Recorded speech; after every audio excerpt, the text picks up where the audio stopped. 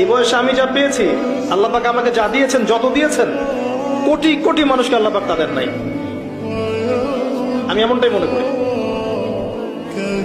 আমি কি শিখাই দেবো সেটা? আপনি আল্লাহ পাকের তাওহীদের ওসিলা দিয়ে দোয়া করেন।